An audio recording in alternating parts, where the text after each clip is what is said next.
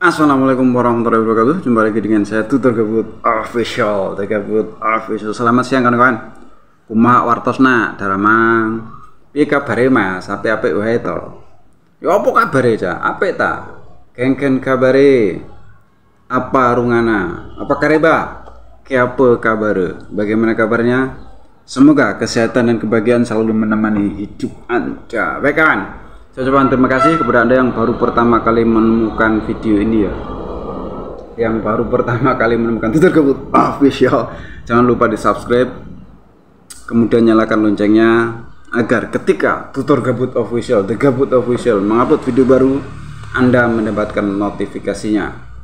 Baik, kemudian saya ucapkan terima kasih pula kepada Anda yang selama ini support Tutor Gabut yo. Tetap support Tutor Gabut agar The Gabut Official selalu semangat mengupload video trending saat ini dengan penyampaian yang berbeda. Hai kawan, heboh ini, heboh tentang lagu Halo Halo Bandung yo. Halo Halo Bandung yang dirubah liriknya menjadi Hello Kuala Lumpur.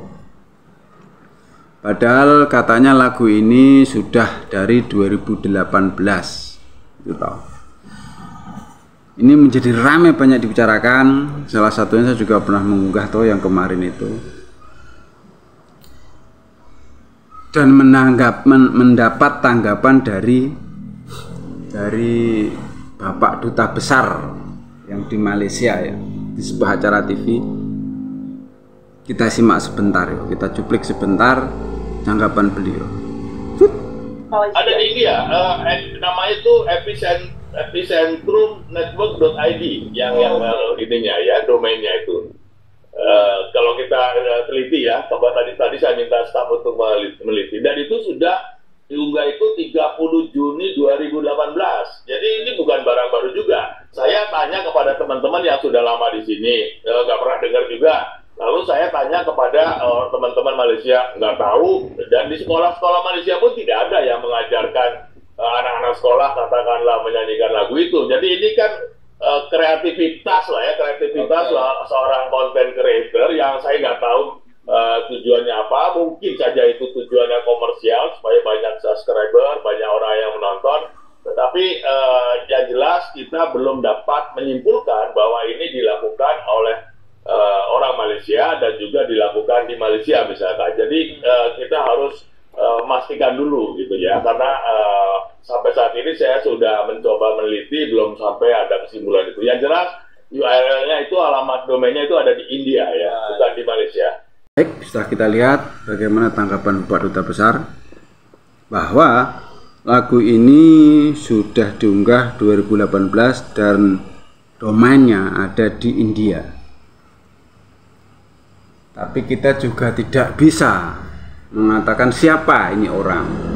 Apakah orang Malaysia, apakah orang Indonesia, apakah orang India, apakah orang dunia astral.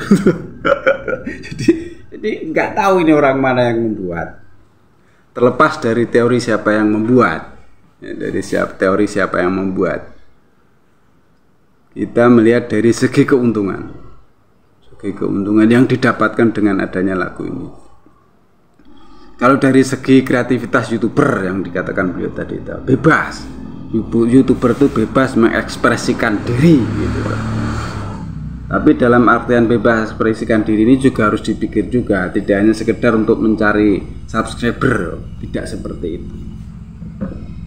Salah besar kalau umpamanya prinsipnya hanya mencari subscriber, tidak memikirkan bagaimana orang lain, bagaimana sebuah istilahnya lagu ya, bagaimana lagu dibuat, bagaimana apa sejarah lagu itu. Dan ini jelas bagi negara yang diuntungkan tentu tidak terlalu peduli kawan. Kenapa saya bilang begini? Dengan adanya lagu Hello Kuala Lumpur dan sektor peminatnya adalah anak-anak, lagu kanak-kanak, ini merupakan suatu tontonan yang membuat memori anak-anak itu menganggap bahwa lagu itu lagu Malaysia, dan juga disebutkan lagu patriotik Malaysia seperti itu tuh.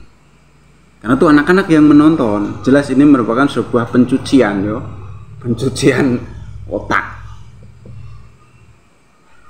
Entah ini merupakan sebuah kesengajaan atau tidak, kita tidak tahu. Yang jelas ini sebuah cara yang sangat cerdas, dari seorang YouTuber. Apakah ini dari perintah dari pemerintahan terkait, atau ini hanya kreativitas seorang YouTuber, kita tidak tahu. Jadi apakah ini nantinya akan terus diusut, kita juga tidak tahu gitu. Karena kan yang jelas yang diuntungkan itu pihak Malaysia. Karena dengan adanya lagu kanak-kanak ini ditonton anak kecil, memori yang ada di anak-anak itu akan teringat bahwa itu lagu Malaysia. Hello Kuala Lumpur, kan begitu. Mereka tidak berpikir itu lagu dari mana, kan, namanya anak kecil. Sedangkan itu adalah lagu perjuangan. Itu perbedaannya, kawan. Mengapa kok banyak netizen yang marah dengan adanya lagu ini, kan seperti itu. Tapi dalam artian itu juga belum tentu yang membuat Malaysia. Kalaupun bukan yang membuat Malaysia, itu sangat menguntungkan mereka, seperti itu toh. Karena sektor yang dibidik adalah anak kecil, dan anak kecil ini memorinya masih bagus, dia akan selalu teringat. Seperti itu, kawan. Entah tadi dibicarakan bahwa yang membuat kan orang India. Apakah orang India cuman domainnya ada di sana? Tapi kan juga bisa orang mana aja toh, bisa orang Indonesia, bisa orang Malaysia. Tapi kalau orang Indonesia ya logikanya ya susah juga. Tapi kalau dibayar ya nggak tahu juga ya, namanya orang ya, kita nggak tahu juga ini orang mana yang bikin. Apakah orang Indonesia, orang Malaysia, orang India, atau orang mana aja, atau orang dunia astral, orang barang goib, kita juga nggak tahu ya. Tapi ini yang jelas merugikan Indonesia dan menguntungkan Malaysia. Untuk negara yang diuntungkan tentu tidak peduli. Ini tergantung dari pemerintah kita saja. Apakah dilanjut atau cukup sampai di sini saja, kita juga tidak tahu toh. Dan kita tidak tahu. Yang jelas ini lagu sudah lama, 2018 toh. Berarti kan sudah cukup lama. 2018 sampai sekarang berarti sekitar 5 tahun.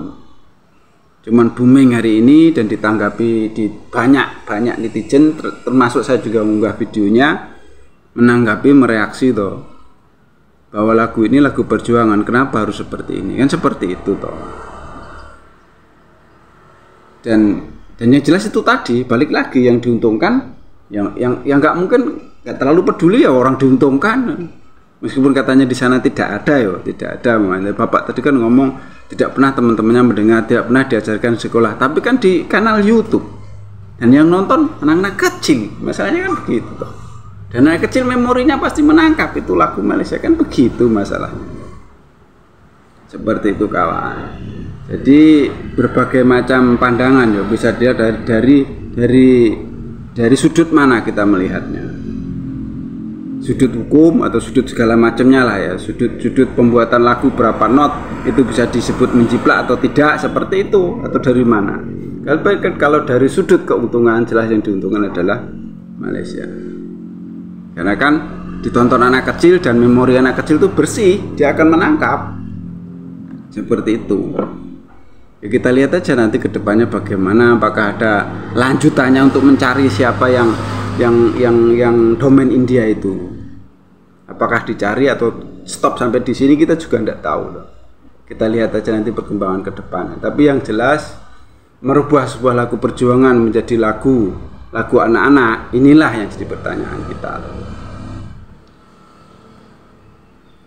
Dan itu disetel, ditonton anak-anak, itu menjadikan diterima di memori anak-anak itu sebagai lagu hasil dari Malaysia, lagu-lagu kanak-kanak patriotik Malaysia, kan begitu tuh jadinya. Yang tertanam di otak anak seperti itu. Begitu, kawan. Jadi ya kita melihat dengan jernih lah, siapapun yang membuat ini sebuah trik yang cerdas, sangat cerdas. Karena kan dia tahu bahwa memori anak itu bersih, gampang dikasih apa istilahnya itu. Memori anak itu bersih dan dia akan selalu ingat. Seperti itu. Saya aja lagu-lagu waktu saya masih TK kan inget toh, lagu-lagu Bintang Kecil, Pelangi-Pelangi, itu kan inget toh, kejadian-kejadian kita kecil kan inget. Itulah yang nanti terjadi, seperti itu toh. Entah ini siapa yang punya rencana, kita tidak tahu. apakah negeri seberang atau siapa aja kita tidak tahu. Kita lihat aja nanti prosesnya ke depan bagaimana. Oke, cukup sekian. Ada salah-salah kata mohon maaf, ada yang baik ambil sebagai pelajaran, yang jelek buang saja. Tutur kebut official. Wassalamualaikum warahmatullahi wabarakatuh.